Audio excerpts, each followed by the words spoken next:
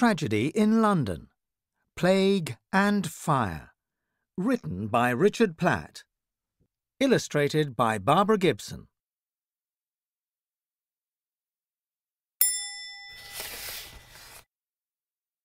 London, a dangerous place to live. England's greatest city was a foul place to live in 1665. The streets were dirty and stank. Rats ran everywhere and fed on rubbish. Even the air and the water weren't clean. Coal fires turned the sky grey. Filth from drains polluted streams and London's great river, the Thames. For the city's poor people, life was very hard. They were often hungry. Their homes were dark, damp slums, and 2 or even 3 families lived in homes built for one. It wasn't easy to get enough fuel to keep warm. Ships and boats filled the River Thames in 1665. London looked very different from today. There were few large buildings. The narrow streets were dusty in summer and muddy in winter. Along them were many small wooden houses, which were very close together and often badly built and falling down. For a traveller, the easiest way through the city was on the river, and ferryboats zipped along it and across it. Altogether, there were about 400,000 people living in London in the spring of 1665. No British city was bigger. London's huge size, though, could not protect its people.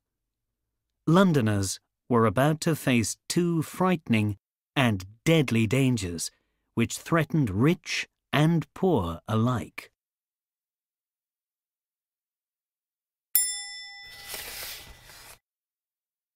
London's poor did not live very long. Half of them died before their 6th birthday. The other half were lucky to live 40 years. If they were unlucky, illness killed them sooner. About 300 years earlier, a terrible disease had struck London. It was called the Plague, or the Black Death. The awful signs were easy to spot. Those who caught the plague suffered a high fever. Some were confused. They had headaches and backache. Soon smooth blisters, called buboes, swelled at the tops of their legs, on their necks, or under their arms. Days later, most died a painful death. The Black Death killed about 1/3 of all Britons.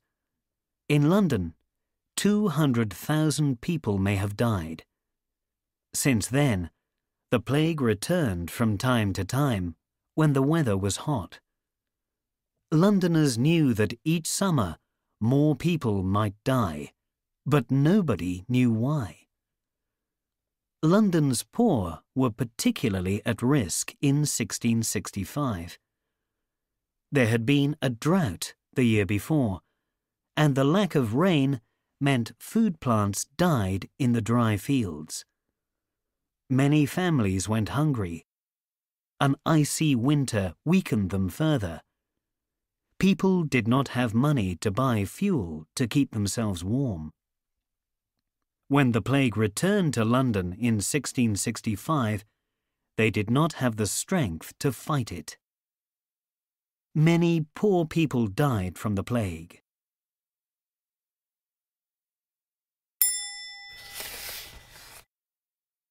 Danger in the docks. The plague that hit London in the spring of 1665 came from Holland. The River Thames was London's link to the world. In riverside docks, hundreds of sailing ships unloaded. They brought valuable goods, such as timber, fine cloth, and china crockery from ports in Europe and beyond. But they also brought the disease with them.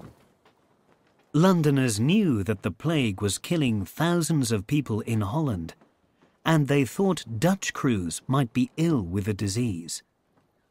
To stop the plague reaching England again, Dutch ships had to wait for 40 days at Canvey, an island downriver. If anyone on board died, the ship could not sail on to London. Ships that were allowed to enter London's docks tied up at the wharves that lined the river. As the sailors came ashore, unwelcome passengers scurried down the ship's ropes. Rats. Londoners feared that the Dutch sailors would spread the plague, but they were wrong. The rats were the real danger.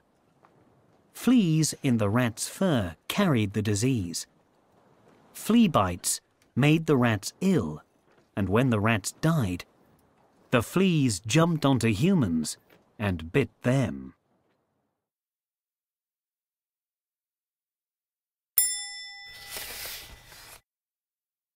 The first deaths. In 1665, poor people who lived near the docks got the plague first. In their crowded homes, fleas hopped easily from one person to another, spreading the disease quickly through families. Poor victims did not matter much to London's officials, so they did not record the names of the first people who died of the plague. Houses were built close together, and lots of people lived in each one. Mary Porteous was the first victim whose name we know. She was buried on the 12th of April, 1665. By the end of May, 10 more people had died. As spring became summer, the disease spread even quicker. Each part of London had to keep death records, which showed how many died each week in the neighbourhood. In 1 week in September, the record showed that 8,297 Londoners had died, and 7,165 of those were plague victims.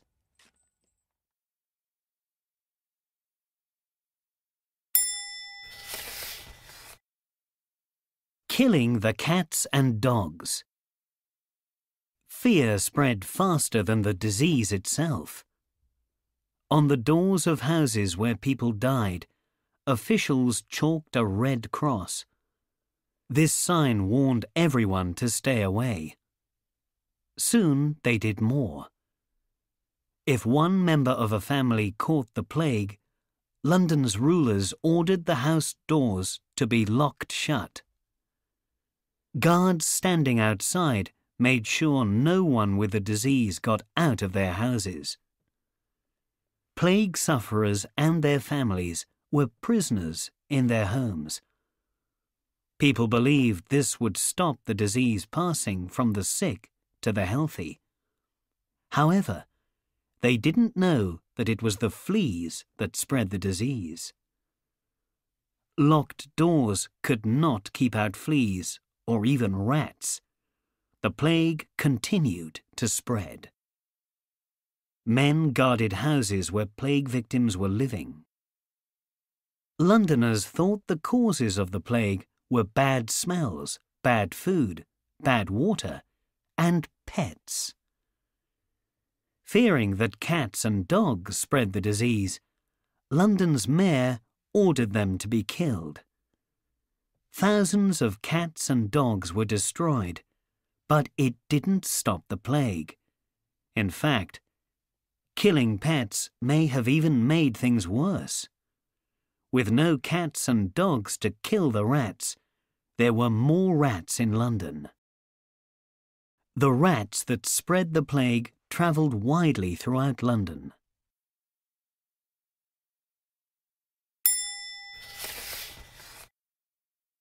Finding a cure. The summer of 1665 was one of the hottest anyone could remember. As London baked in the heat, more people died. Wealthy families fled the city in panic.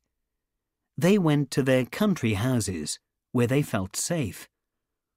In July 1665, the King, Charles II, left London and fled to Salisbury, 130 kilometres away. London, once a busy city, changed completely. Tradesmen closed their shops, and people stayed inside their homes to avoid the plague. London was quiet. Those who had to stay searched for cures. Doctors gave out treacle and walnuts, herbs and salt, which they thought would stop people getting the disease. They also told people to wear a lucky charm around their necks. But without modern drugs or knowledge, doctors could do nothing. Special plague doctors looked at sick people to decide if they had caught the disease. To avoid catching it himself, a doctor would wear a long gown, a leather hat, gloves, and a mask with a beak. Herbs inside the beak were supposed to make the air pure and protect the doctor. The herbs didn't work, and neither did the costly cures, such as a drink containing real gold that the doctors sold. Many plague doctors were cheats and had no medical training. One rich man who decided to stay in London was a writer called Samuel Pepys. He described the plague in a diary, where he wrote that many people sniffed and chewed tobacco, believing its strong smell would protect them. But that didn't work either.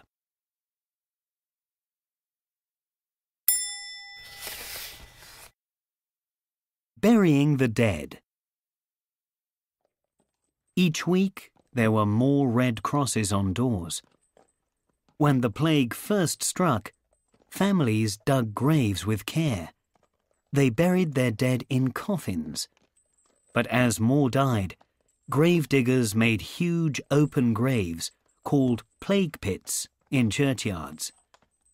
They piled in bodies side by side. Vicars who usually buried 3 people a week were holding 450 hasty funerals each week. Carts toured the streets collecting the dead. Those pushing them rang bells to warn away the healthy. But so many died that the endless ringing scared the living, so then the carts patrolled in silence. When autumn came, the disease began to weaken. Cool weather killed the fleas that spread the disease. In November, just 4,000 died of the plague, compared with 26,000 in September. The streets of London began to fill with people again. Families returned to their homes. Tradesmen opened their shops once more. King Charles II returned to London at the end of 1665, by which time the plague had killed 100,000 Londoners.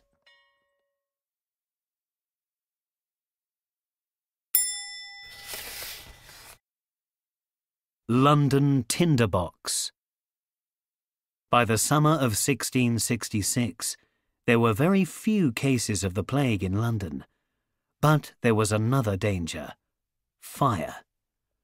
Most homes were built of wood, and they had roofs of straw, reeds, or thin wooden tiles called shingles. Householders kept out the rain by painting the walls with tar. All of these materials burnt easily. Narrow streets helped to spread fires. The tall houses were wider at the roof than at ground level. The top floors of opposite houses almost touched. There were many houses and shops on London Bridge.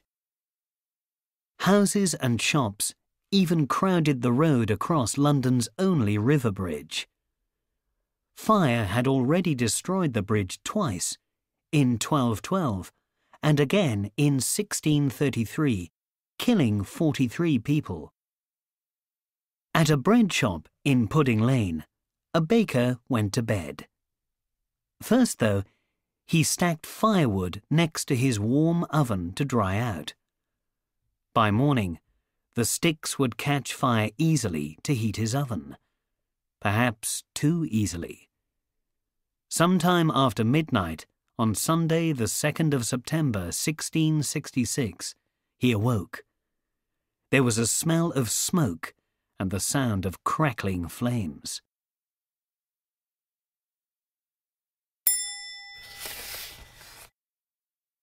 The flames take hold. Fire! The bakery was in flames. The baker and his family ran from their burning home, across their neighbour's roof. Only their servant, a young maid, stayed behind, because she was scared of heights. Not far away, London's mayor gazed at the blaze from his window. He was not worried. Fires were common. "Pish," the mayor said. "A woman could put it out." And he went back to bed. But no one could put out the fire. A strong wind spread the flames. They crackled from the bakery and licked at the houses around it. Because the houses were so close together, it was easy for the flames to leap from one building to another. At the end of the street, a warehouse storing fuel and tar burned fiercely. Soon, everyone had woken. Some fled quickly, taking only their most prized possessions.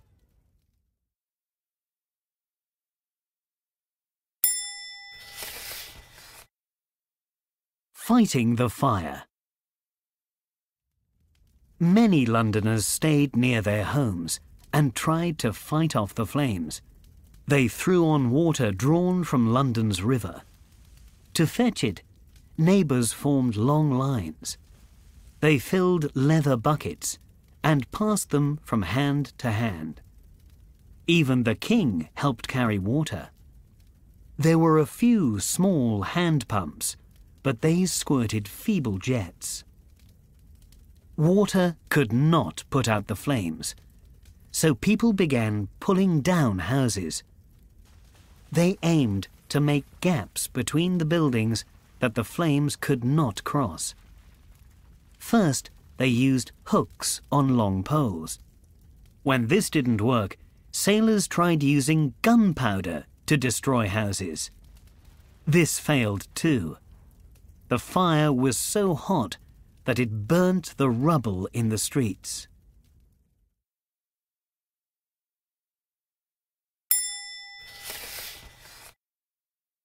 The city destroyed.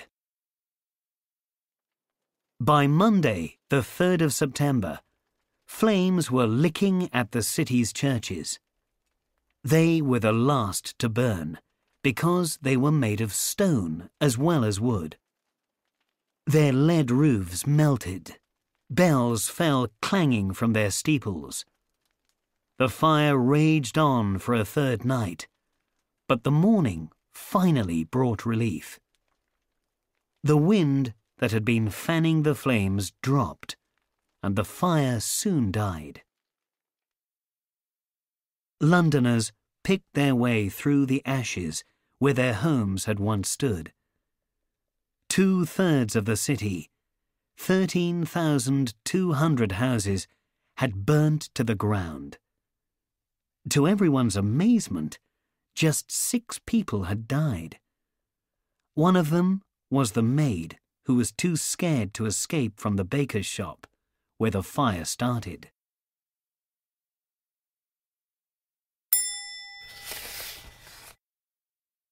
Rebuilding London.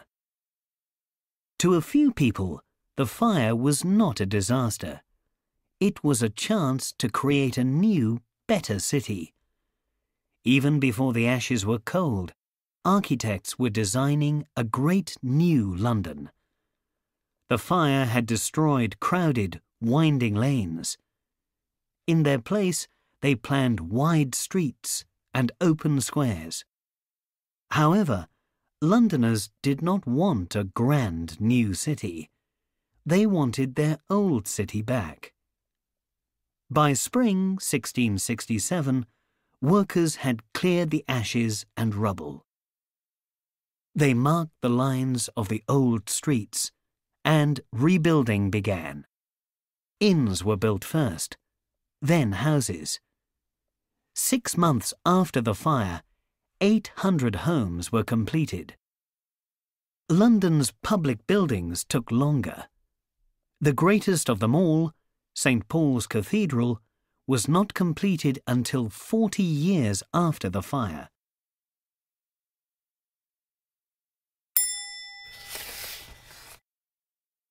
A safer London. Was the new London better than the old one? It was definitely safer. New laws made sure of that. Building rules banned thatch and wood, so houses were rebuilt using brick and stone. Walls and roofs had to be fireproof.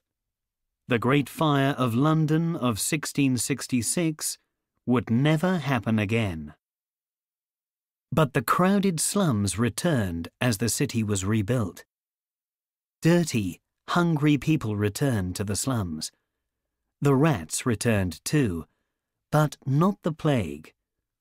It wasn't until 300 years later that doctors realized that rats had spread the plague. But no one knows why it never returned to kill as many Londoners as it did in 1665. Despite its tragic past, London is now a big, lively city where nearly 8 million people live and work.